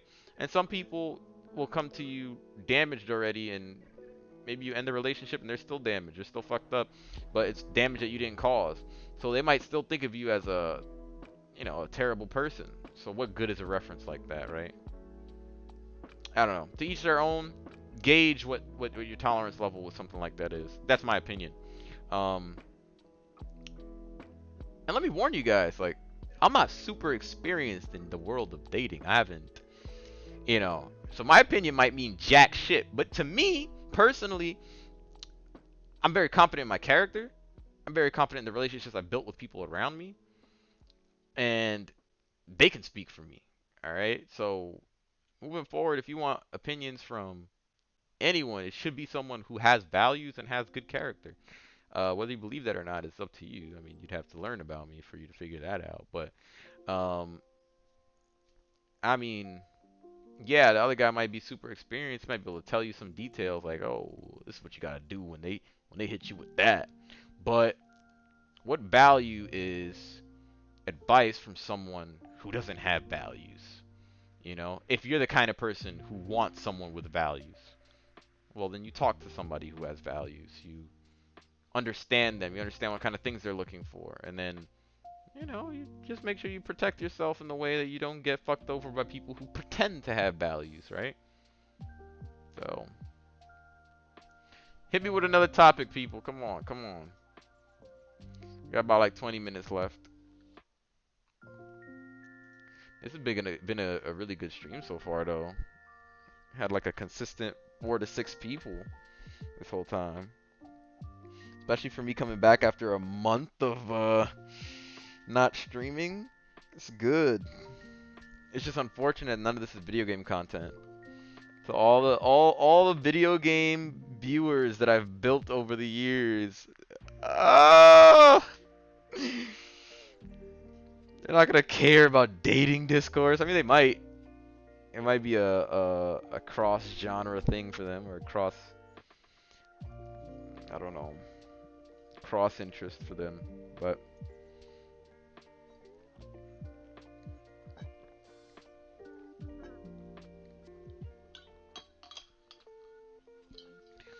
But I expect this to be a very open forum. And people can just mention whatever they want. We can talk about whatever we want. Whether it be my experiences, your experiences, topics, how do you deal with certain situations? How would I deal with a certain situation? Put me in a situation. Tell me, yo, what would you do if this happened? And what would you say? How would you react? Right? It's like a mind puzzle. Like how do I traverse this without sacrificing my values, right? How do I make sure, you know, everything comes out right in the end? I think anybody who has insights on people and have people skills, it's not actually your responsibility, but I know as somebody who has like people skills, I feel a social responsibility to help guide people in the right direction. And like I said, it's not my job. I don't get paid for that. But how can I feel comfortable knowing that a damaged person came into my life and try to damage me without knowing that they're actually a damaged person and realizing what the fuck is fucked up and wrong with them? But I'm able to point it out and say, that's why you act the way that you do. And even if it's not that much, maybe it's just at the surface level where it's like, if you were to do this or change this habit, you'd get better results. Tell them that. Teach them. If they never hear from anybody, how would they ever get better as a person? And then you go and send that damaged person back into the world to go damage more people like you. That's like kind of like saying, let me do this for my kids, right? Even though I might not get the benefit of it, I know in the future, at least, they won't get fucked over by whatever the situation is. And you aren't doing it directly for your kids. It could be you doing it for some other dude who you don't know and don't give a fuck about. But at the same time, though, in general, you can also do it for the person that you got involved with. Okay, you don't care about them because they were mean to you. But it's like, what do you lose by just sharing information? Right? They don't even have to listen to you. They can just say, oh, you don't know what you're talking about, whatever. Brush you off, they leave, right? You guys go see your separate ways. But at least the idea and thought will stay in their head. And when they come across a similar situation, and they're like, I'm trying the same thing and it's not working. Oh, well, this person gave me this advice the other time. You know, probably the only guy that's ever given me feedback or given me advice about something like that. Let me see what would happen if I applied it in this situation. And boom, whether I mean, they might get a different result, they might not. But if they do get a different result, and it's a positive one, and it's what they were looking for, oh, well, now your advice meant something and it actually put some value out into the world. It might not solve all their problems, but it might make their lives a little better. And it didn't cost you much to do that. It doesn't cost you much to just talk to people and share things, share ideas. You don't have to share all your ideas, but how do you handle somebody who can't communicate? Takes every suggestion as an insult or criticism. So, whenever you give a suggestion and they take it as an insult or a criticism, first of all, criticism is not always bad or good, right? In general, the whole point of it is that you are lacking something. This is what you could do to be better. To me, when someone takes something like that negatively, it's that they have a lot of insecurities, right? So they don't know how to handle it. Instead of it sounding like, I want to tell you this so you can be better, it comes off as, I'm putting you down to make you feel worse about yourself. So it's kind of like I already know these things about myself. Why are you saying it to me? Why are you reiterating? Why are you pressing the issue and pounding that idea into my head? You're making me feel worse about something that I already feel bad about, right? To me, that's how I would take it if I was taking a criticism or some kind of form of communication and taking it as an insult. This is where the expertise of people skills comes into play, right? You have to be able to make whatever you're saying to them easily digestible. So what I've learned through personal experience communicating with people is that you can't jump to the source of a problem with someone. If you do that, it's like trying to drill through all the shit, all the ground, all the gravel, and just get straight to the core of the problem, right? You try to go and jump straight into it, all that extra shit that's been built on top of it. No, you've got to like excavate, right? You got to start small, right? And you got to work with that person. Things like that take time. I mean, just like how therapy takes time, right? You don't want to jump into what the root of somebody's problem is. Has not been a one-time situation at all. Yeah, yeah, that'll happen. And another thing too is that sometimes depending on who it's coming from, it can seem sort of almost like you're a parent or something. And I'll say something like this too. If they're a person who grew up and they were really rebellious against their parents, and they didn't listen to anything that they said, right? And they were just like, "No, fuck you. I don't want to hear what you got to say." Um, that could be them sort of rebelling against you too. So they're like, "Oh my God, you're like my mother," or "Oh my God, you're like my father. You're telling me all these things." And they never understood the value in what their parents were trying to teach them. So of course they're not going to understand the value in what you're trying to teach them if you come off sounding like a parent or whatever. So you've got to sort of read that person, find out more about them, see what works, see how you reach somebody like that, right? Um, I don't want to make it sound like you're training a pet because we're people, right? We're human beings, and we like to think that we're smarter than animals. But human nature is human nature. But if you find that they're unwilling to move on certain things, even something simple, find a way to sort of reward them for doing something positive, right? And like I said, I don't want to make anyone sound like a pet or anything like that, but I find stuff like that works, right? Like, say for example, uh, I want to get somebody to work on my Twitch channel or something, right? No, no, this is about criticism though. Something about changing something about yourself. Okay. Let's say somebody has a bad habit of uh, deflecting or projecting problems onto you. Or it's like, oh, okay, that's what your problem is. You don't do this. You don't do that. You know, or whatever. And it turns out that's really like a problem that they're dealing with and a problem that they experience all the time, right? And they come to you and complain about it, but at the same time are able to cast a stone from a glass house, right? Um, some people do need to be called out if they're willing to accept reason, but some people won't take that very well. So you lower the barrier of entry to meet whatever their tolerance level is. What I mean by that is you make it as easy as possible for them to kind of meet you somewhere. And you determine what the meeting ground is. If you give me a specific example, I might be able to help a little bit better. Like, I'm trying to think of something.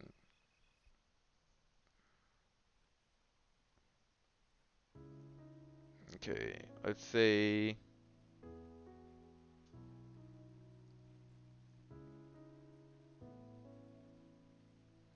trying to think of something specific. Mm, let's say you're talking to one of your friends who's making music and he's an artist. And you tell him, "Hey, I listen to your music often. I like it. But I think you should change this because maybe your beats are a little too mellow or something like that, right?" And now this person comes back to you and they say, "Oh, well, fuck that. You don't know what you're talking about. My beats are fucking great. You're trying to say my music is garbage? Well, now you gotta lower your tolerance level." You might have jumped to saying, "Oh, the beats weren't that good."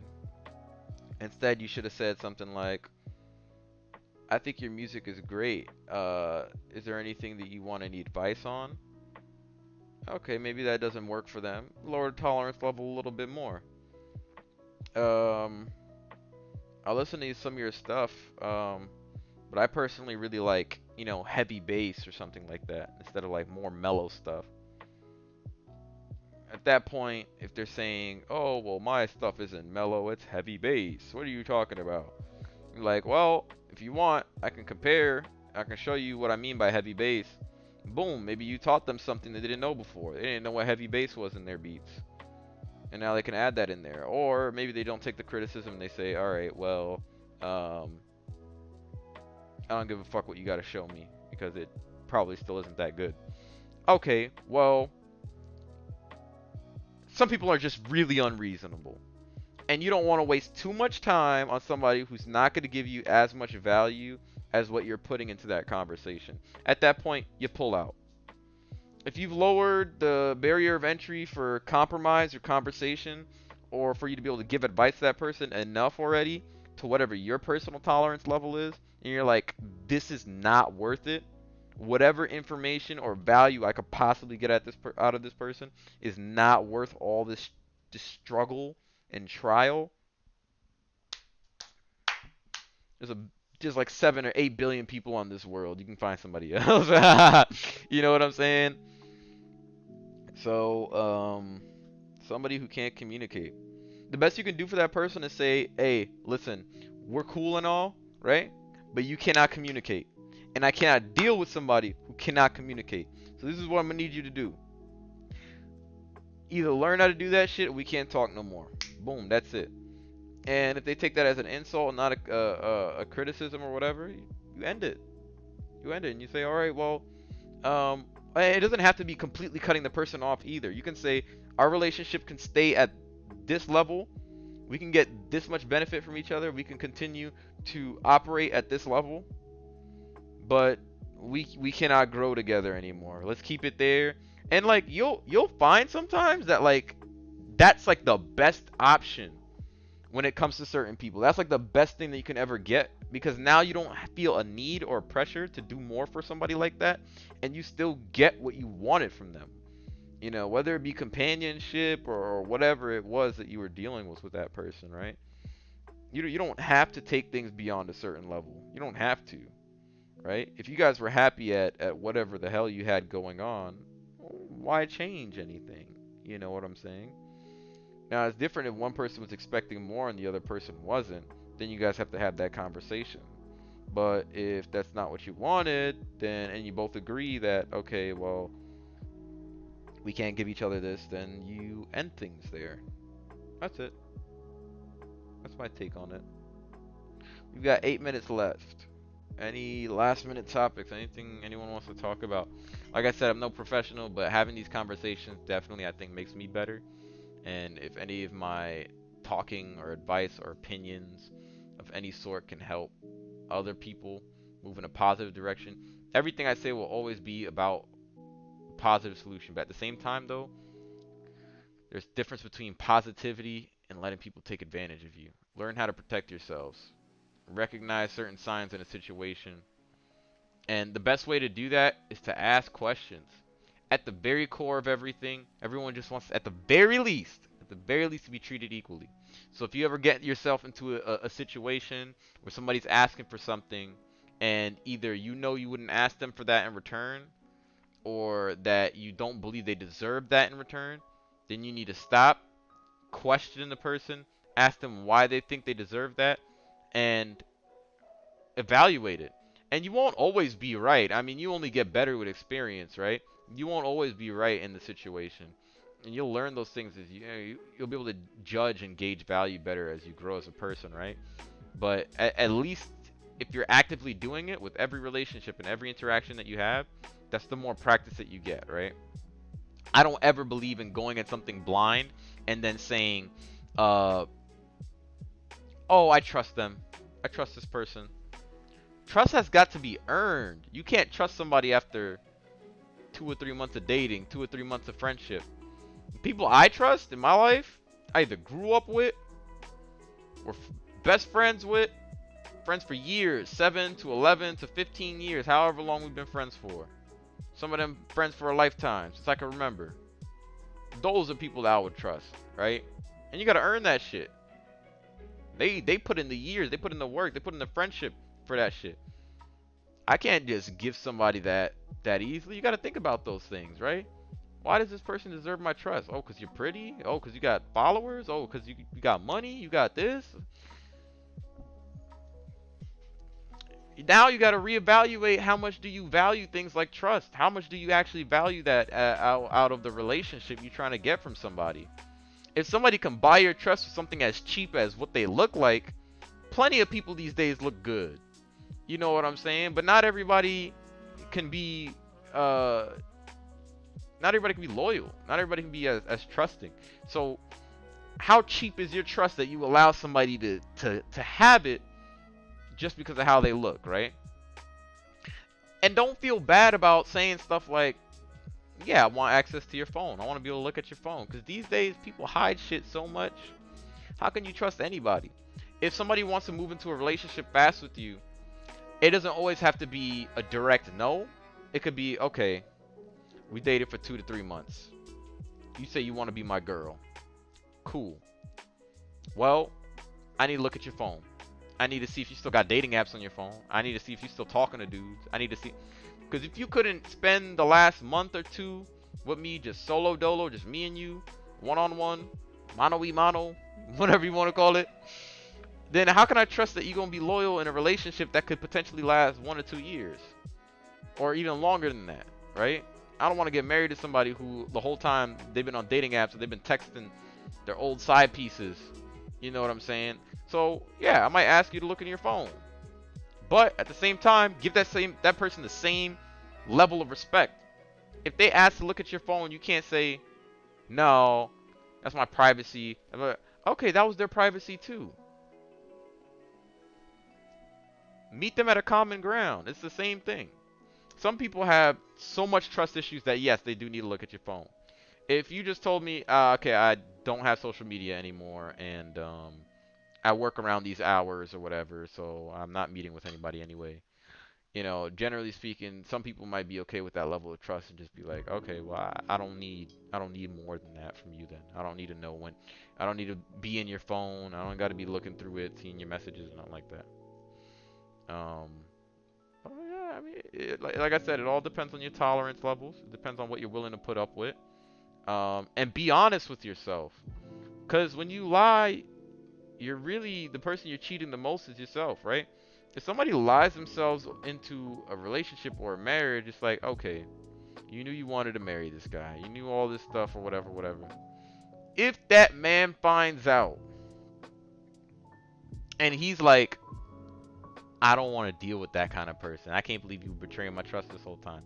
Now you just lost a chance at potentially being married to an actual good guy, which everyone claims is so rare these days, right?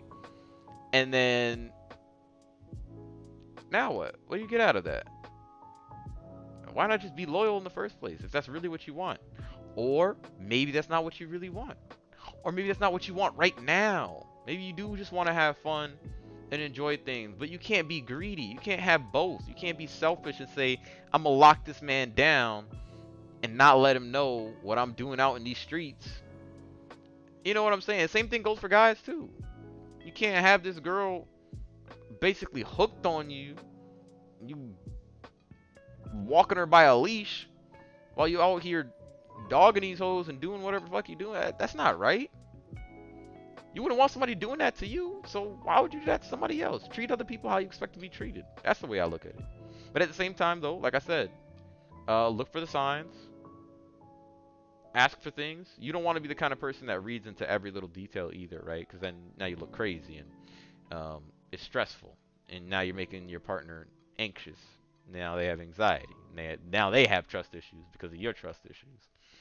But take it to a certain level and make sure that they know that from the beginning.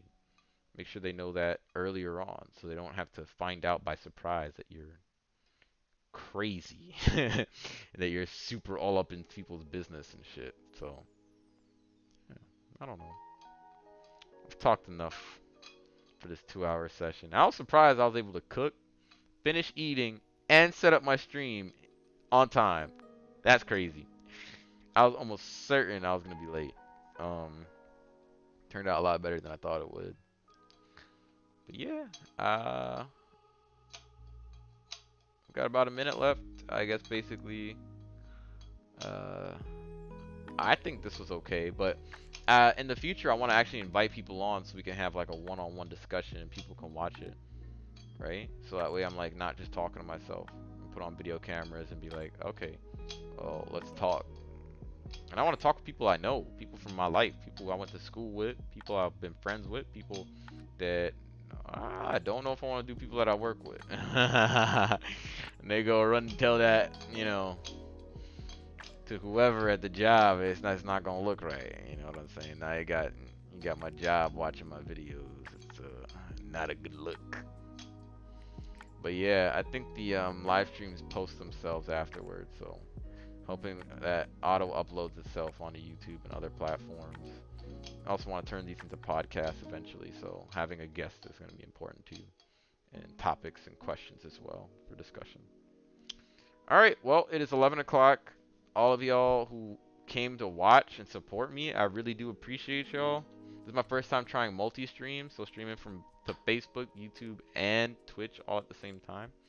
So, yeah, thank you guys for supporting me, and I hope to see you guys on the next stream. I should have one tomorrow too, around 6 to 8 p.m. I think.